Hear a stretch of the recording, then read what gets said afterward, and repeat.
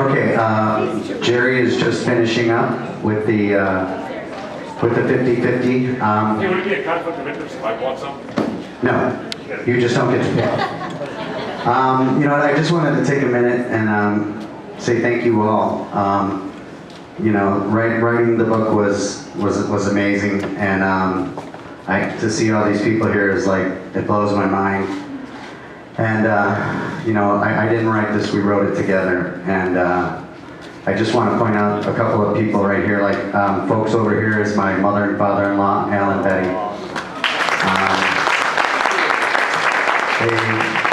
They literally, the book wouldn't have happened without them. And they are truly like parents to me, and that's a wonderful thing. I love you guys very much. And of course, there's my beautiful wife, Squeaky, who everybody hears about all the time on Facebook.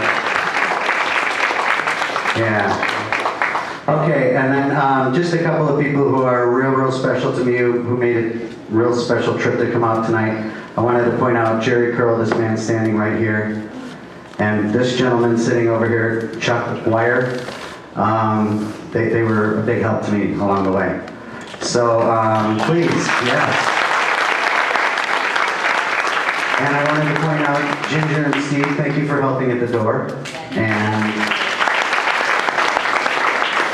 And before I even say anything, you guys got to see Charmaine Ward, an incredibly inspiring woman. She left to go do another performance at a church tonight. She's really a really special lady.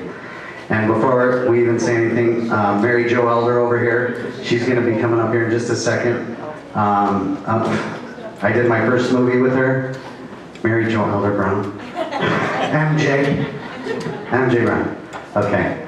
So, you know, it's really special that this all came together the way it did. And for all of you, if you like the book, please direct your people to Amazon.com. You can find the book there, and by the end of the month, it'll be on Kindle. So I really appreciate that. A portion of the proceeds are going to go to Chicago area addiction, mental health, and homeless centers, because I've been in all of them.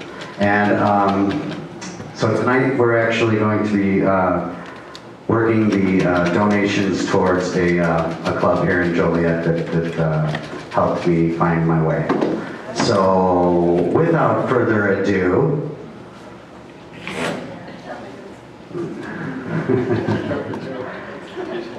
okay, so, and again, I forgot my Josie Dykas in the back. She'll be up here in a couple minutes. Truly inspiring woman.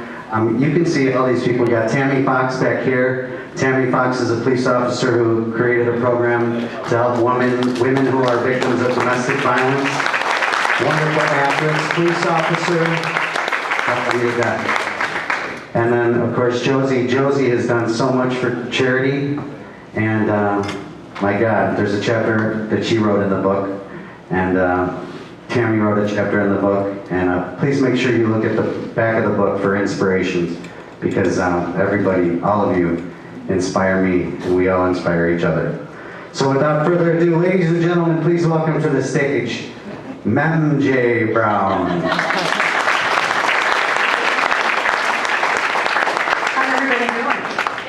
I've heard the speaker is temperamental, so I have to go over here. So not that I don't love you guys, but I'm going to make you like my favorites over here. So if I tell a joke and it's not funny, I'm going to blame it on the mic. I picked that one up earlier. So, and isn't Tommy remarkable? You know, you talk about inspiring, and that's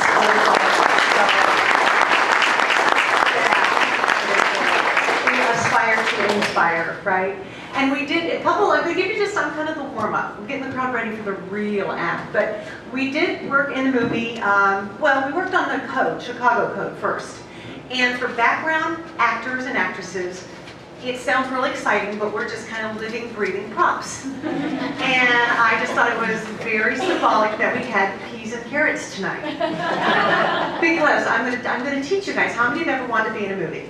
Okay, everybody raise your hand. This is the participant. Okay, when you're in a scene, and the main actor or actress is next to you, you have to act like you're talking. So you move your mouth and you don't talk. And what you move your mouth and say is peas and carrots. So look to the person next to you, don't talk, but say peas and carrots. Okay, you're all hired. See, now you've been through formal training. You could be in a movie. I mean, it's that easy. So I just thought that was really fun tonight that we had the peas and carrots. But somebody said I've been a motivational speaker before, and I don't know how motivating, but everybody that I did talk to, they're still alive, so that's really exciting. And you know, comedy. I think Tommy asked me that one time. You know, why are you doing the comedy now, the stand-up? Well, see, it's kind of like therapy. I mean, when you think about it, therapy is when you do all the talking and you tell your secrets to a bunch of strangers, right? All your deep, dark secrets, and you pay for it. Well, I figured tonight for $10, it's a lot cheaper than a therapist. So I think it's a win-win here, so that's pretty good stuff. But I want to thank my family. If they came the farthest award, it would have to be my sister-in-law and one of my nieces and my brother. They came from Overland Park, Kansas to participate. Yeah, he is my favorite brother. Of course, he's my only brother, but I thought that was really great. They got right on the plane and said, oh my gosh, if you're doing this big gig in Joliet. I said, yeah, it's pretty big, you know, so I'm putting this on my resume. I'm just really excited about that. My agent will be thrilled. I'm not going to tell her, you know, American Legion. I'm just going to say I was a headliner in Joliet. You know, she'll think it's the casino, you know. But anyway, but I'm very proud of our family, and we've got two beautiful kids. You know, I got to tell you a little secret about my husband. I've been married 27 years. Now that's unusual, right? People say to the same person. True. And I say yes, and it's politically incorrect. It's a man. You know, so it's, you know, I'm kind of cutting at the edge right there with that one, but we've got two kids, and they're just beautiful, and I can say that because I have been told that right after they tell me they look nothing like me. So, again, true. This is therapy. I'm having a good session tonight. So, let's see, what else about, oh, I'll tell you something else you didn't know. I'm a Eucharist minister. I think that's probably why Tommy and I have this connection, because he, you know, went to the Catholic Church and he had this outreach with God, and I just think there's that bond there. But Eucharist ministry, do you know what that is in the Catholic Church? Okay, that's snack time. Okay. And you know, it's really great when you go to when you go to church. I mean, isn't it ironic that you're yelling at the kids, hurry up, get your clothes on, we're going to church, and then you get to church, at least in the Catholic Church, they know you need wine to kind of calm down. So I think it's a good thing. So, you know, I just had to learn a few things. Peace be with you, white or red. But you know why they have red wine, right? It's so we can see who's been through the line, because you have that little stain on there. Hey, wait, that's how you Tommy had a problem. He kept coming around and coming around. So, but you know, I got fired. Well, I couldn't get fired because I was volunteer, but so I was asked not to volunteer. And so I thought I would help the church out. They're looking for priests. And I thought, well, I could help them out with my promotions. And I had this guy lined up, but Sandusky got, I don't know, can't do it. So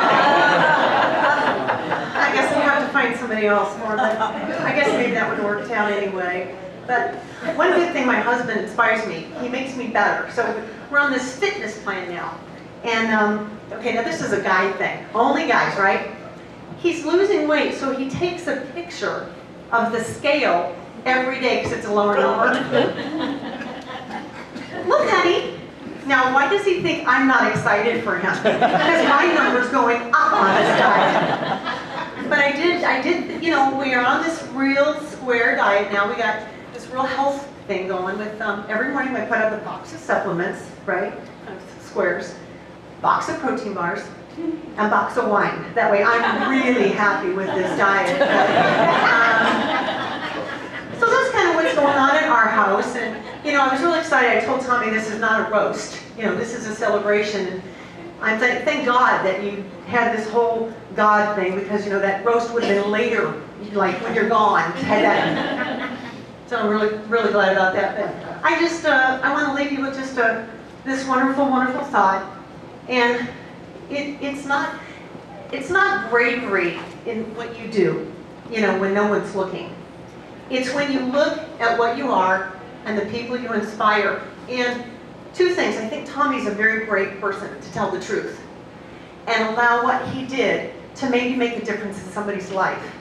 I kind of get a little choked up about that because there are a lot of people that hurt people through their addictions, and I just think he's so brave.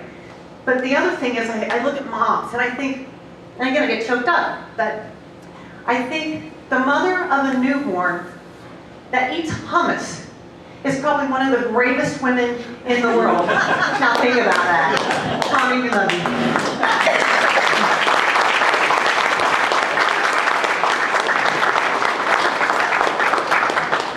MJ Brown.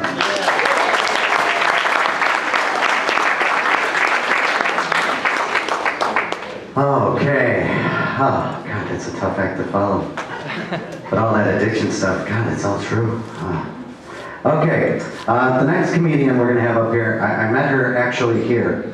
We were talking about doing some stuff together. And Josie is an amazing person who works in the community, both with children in the arts in the city. And she's done a lot in the Native American community. And we just clicked right away. There's a chapter about her in the book, written by her. And without further ado, national touring comic and wonderful girl, Josie Dykas.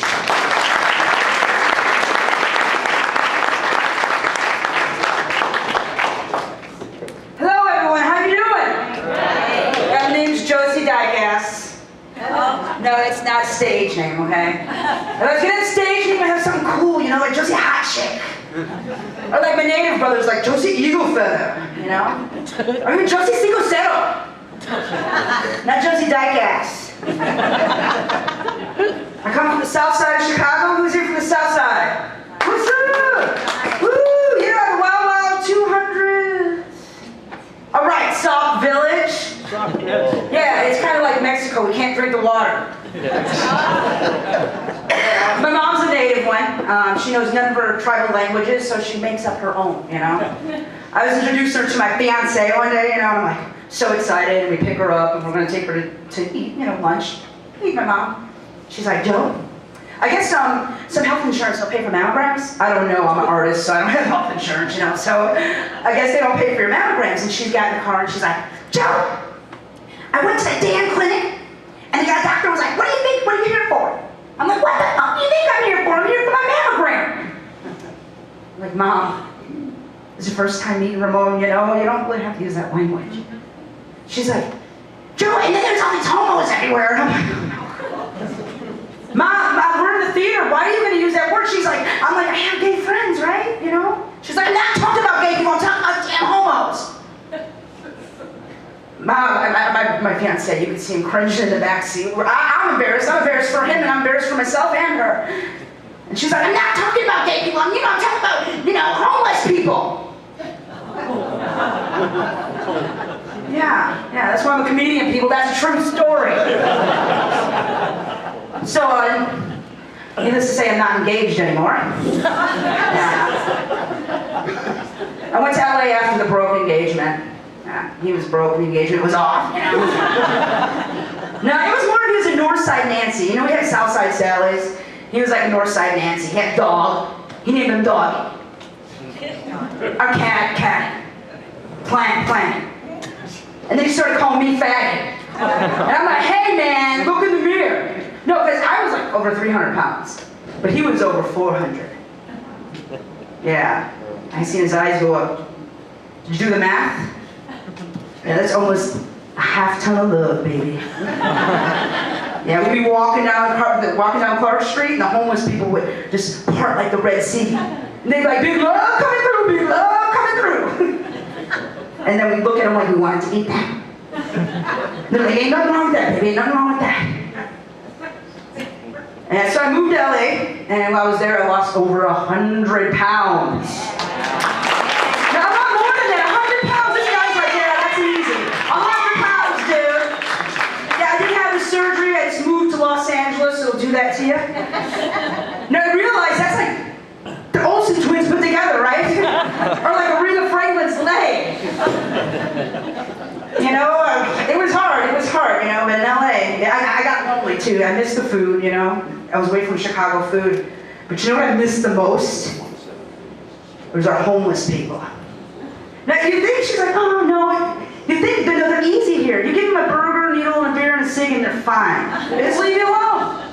In New York, I lived in Brooklyn, and me and my girlfriend got dressed up. We're going to Manhattan, acting all fancy, and we're like, oh, we're gonna go dancing. Let's give the homeless man our doggy bag, right? And I'm like, she's like, oh, here you go, sir. He's like, is that spicy?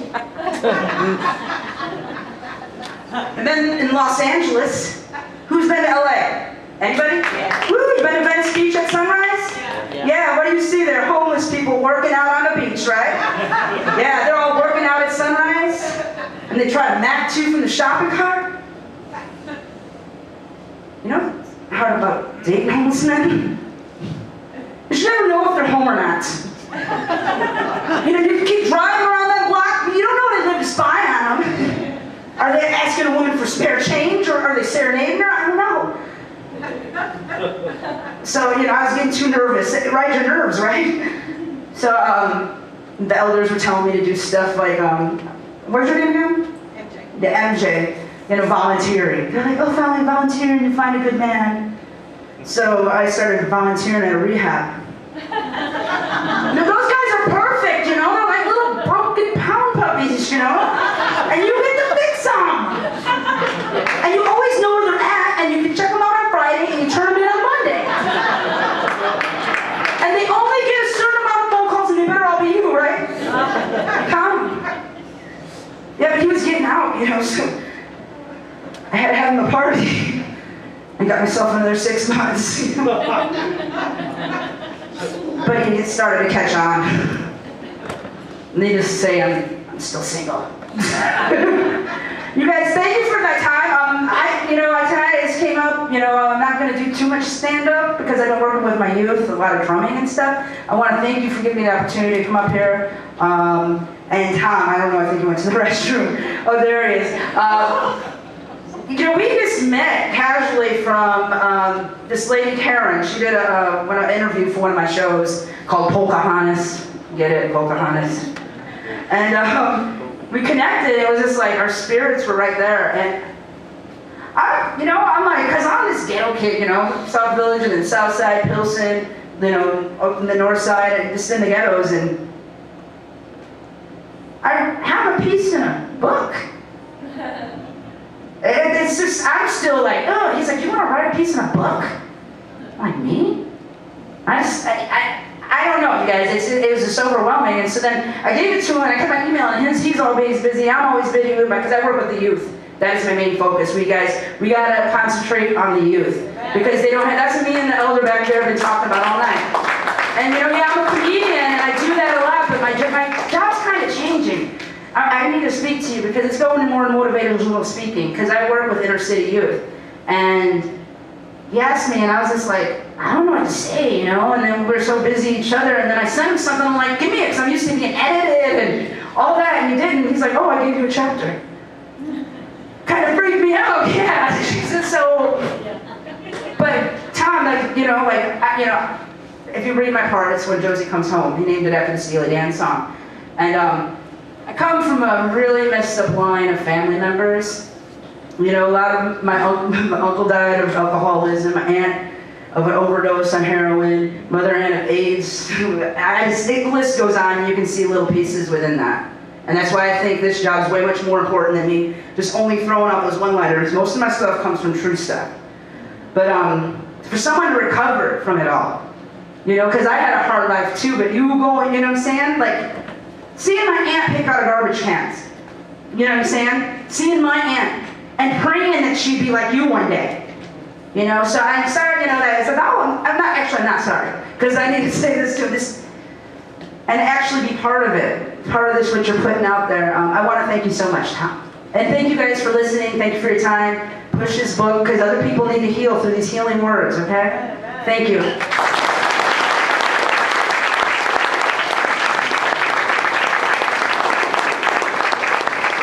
Let's hear it for Josie Dykas one more time. Oh boy, that's some tough acts to follow, but visions of two women, just me, my head is still spinning. I didn't cover all of my announcements. I do want to send a special shout out to Ashley and Mark. They couldn't make it today due to the birth of their third stick figure. And I love the suburbs. We have a little neighbor kid next door. She's a brat. Can't stand it. She's always running around into my yard going, "I'm a little mermaid, I'm a little mermaid." Last time she ran into my yard, I shot her in the face with a hose. While she was laying there, I said, "Quit crying, kid. Ariel would have loved that." We've got another neighbor on the other side of us. He's a reformed sex offender, but he's also a vegetarian, so we're not worried about him because we know he won't catch kids with vegetables. I've got 4 kids of my own. Love them to death. 2 of them I'm really starting to like. And they're still trying to decide what they think about me.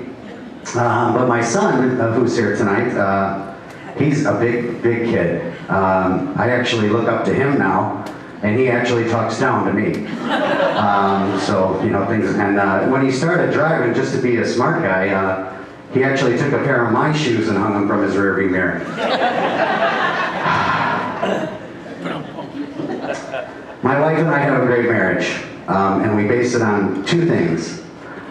First of all, we never ask for a divorce on the same day. And when we're in the bedroom, we never bring in mental co-stars. We think only of each other.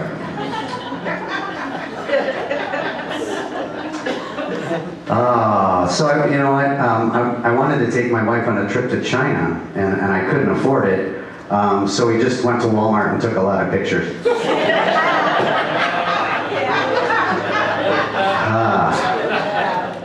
So, I really felt bad that we couldn't go on the trip, so I decided that I was going to buy her something really special. But her favorite store is Sky Mall. And I had to fly to Cleveland to buy her the blouse. And then it was the wrong size, so I had to fly back and return it. That was terrible. When I got back, she said, forget the gifts. I really want to go to a psychic. So I said, okay, no problem. So I take her to the psychic, she gets the reading, and the guy says, that'll be $25. And I went, should have known I only walked in with 5.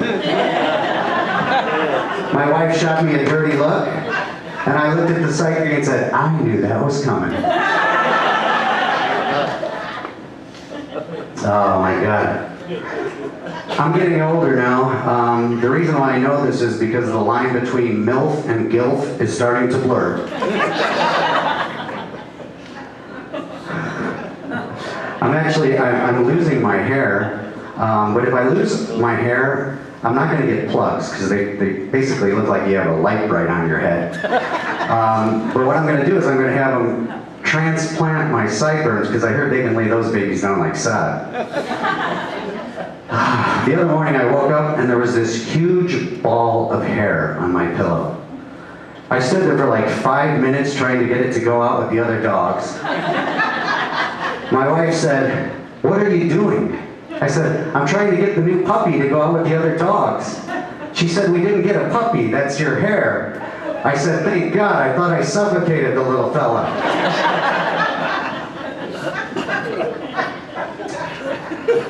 Oh, man. So, I watched this commercial on TV the other day, and it actually said that men lose half of their testosterone by the time they turn 50. And that really ticked me off, and then I lit some candles and took a bubble bath. Yeah.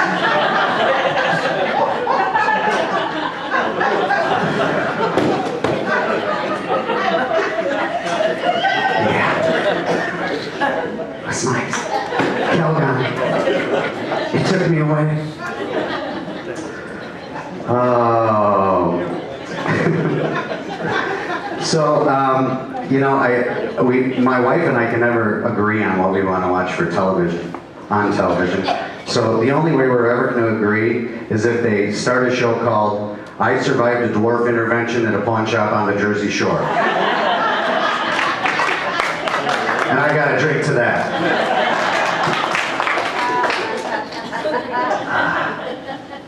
You know, I've been watching these late night commercials. I love staying up late at night and watching the exercise commercials. And I'm watching like 3 a night. Don't my eyes look tight? You feel great. And you know, I'm starting to eat healthier because, you know, I'm getting older now. So I'm eating breakfast early, and I'm having yogurt. And it's really delicious because I put light Cool Whip and sprinkles on the top.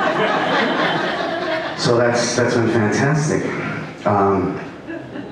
So anyway, I was thinking I had a drinking problem, and the last time I got drunk, I was at my mother-in-law's house, and she helped me an Irish mutt. So I dropped my pants and I screwed it on her carpet. That wasn't the worst of it. Then I threw up on her couch. But it's okay, she's Italian, all the furniture was covered in plastic. So after I tried to sleep it off for a little while, she came to me and she said, you can make this right by saying the prayer. And I said, sure, not a problem. Dear God, don't let me get a DUI on the way home. And thank you for plastic furniture. You know, people say, you lived homeless. You know, how did you do that? And I said, I was never homeless. I was just urban camping. There's a huge difference with that. I asked my wife if she thought I was an alcoholic. And she said, well, you have peed on the carpet more than the dogs. Yeah, and I said, well, that doesn't count. They've never gone once in the toilet. Oh, boy. So it's really crazy now that I'm in sobriety, you know, I have a really hard time with names. I can't remember people's names. Because when I was drunk and high, all I had to remember was dude, babe, and officer. Covered the whole lifetime. Oh, man. I found out I was bipolar also. That really pissed me off, and then I cheered up. The worst part was telling my wife I was leaving her for an Eskimo family. Bipolar. Okay. Some of you have had drinks, and some of you need some.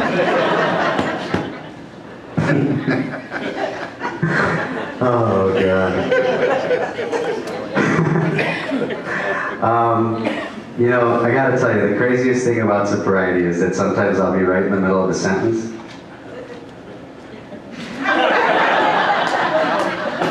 Thank you guys very much. I appreciate all of you guys coming out. One more time, please, for MJ Brown and Miss Josie Dykas. Thank you all for getting the book.